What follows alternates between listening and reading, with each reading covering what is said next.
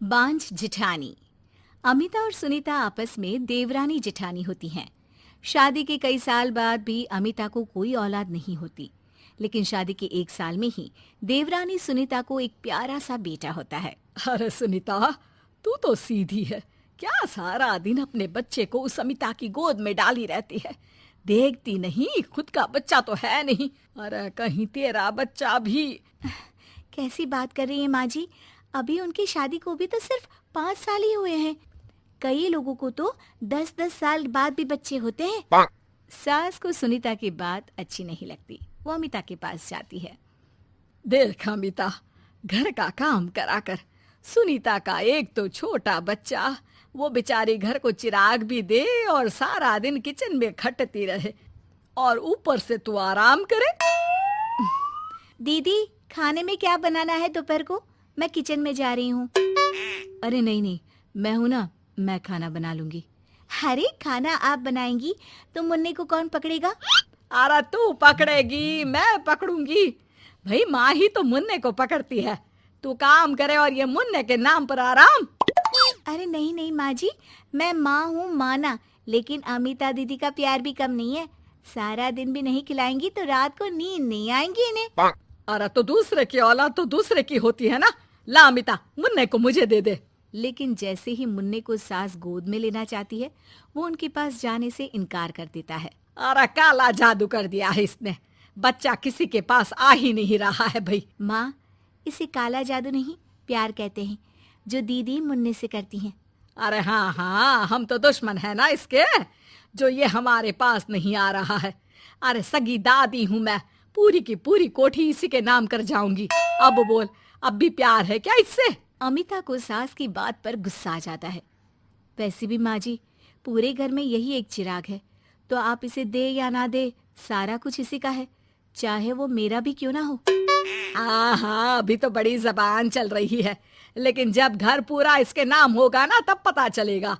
अमिता और सुनीता दोनों ही मिलजुल कर रहती थी, इसलिए सास की बात का दोनों को ही बुरा ना लगता। मिलजुल कर काम करती और हंस खेल कर रहती। अरे बेटी, तेरी दोनों भाभियों ने तो मुझे साइड कर रखा है।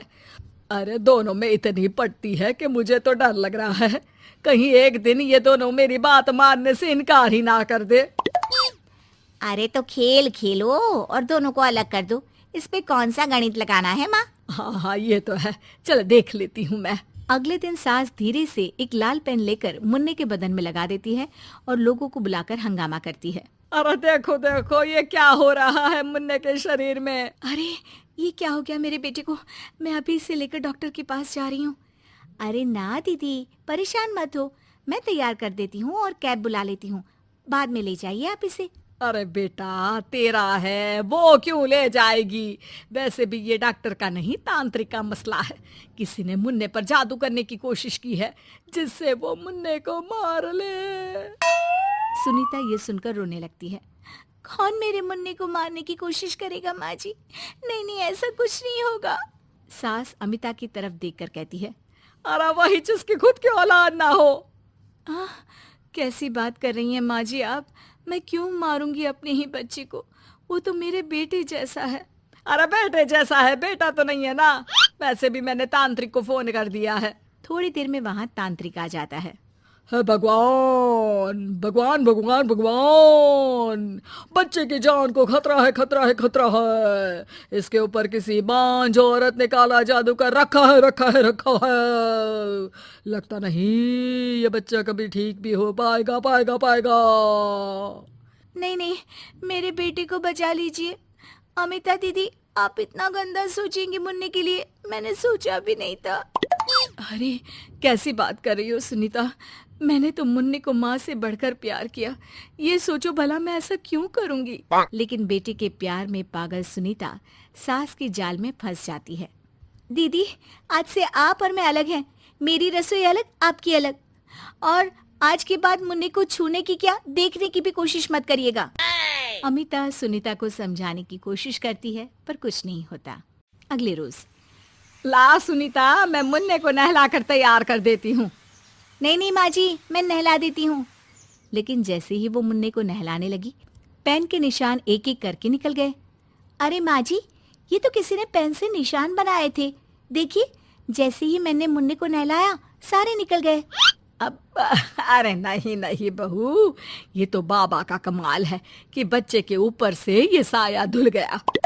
लेकिन ये क्या माँ जी, मुन्ना तो रोया ही जा रहा है, न खा रहा है न दूध पी रहा है, बस चाची चाची कर रहा है। अरे इतनी जल्दी उसका भूत नहीं उतरेगा इसके सर से, मार मार कर खिला। जी माँ जी। लेकिन सुनीता का बेटा, जिसे अमिता से बेहद प्यार था, वो उसके पास जाने की जिद में ना खा रहा था ना पी रहा था। उसकी हालत बिगड़ती ही जा रही थी। हार कर एक दिन, माँ दीदी दिखाई नहीं दे रही है, क्या वो मायके चली गई है क्या? अरे क्या पता कहाँ गई, रुक बड़कू से पूछती हूँ। ए अमिता कहाँ है? माँ जल्दी पता करिए ना, दीदी कहाँ है? मुन्ने की हालत दीदी के लिए खराब होती जा रही है। सुनीता मुन्ने को लेकर नीचे अमिता के पास जाती है। अमिता बिस्तर पर पड़ी होती है। वो कमजोर सी दिखती है। बड़ी आराम से सो रही हैं आप, यहाँ मुन्ने की तबीयत खराब हो रही है। वो जैसे ही अमिता को छूती है, अरे दीदी ये क्या हो गया? आपकी तबीयत तो काफी खराब है। मुन्ने के बिना मैं नहीं रह सकती सुनीता, मैं उसके बिना नहीं रह सकती। मैं कसम खा कर कहती हूँ, मैंने मुन्ने को मारने की ऐसी कोई कोशिश नहीं की। मैं तो खुद मुन्ने के बिना मर जाऊंगी। मुन्ना आप ही का तो है दीदी, मुझे माफ कर दीजिए। ये पकड़िए अपना बेटा,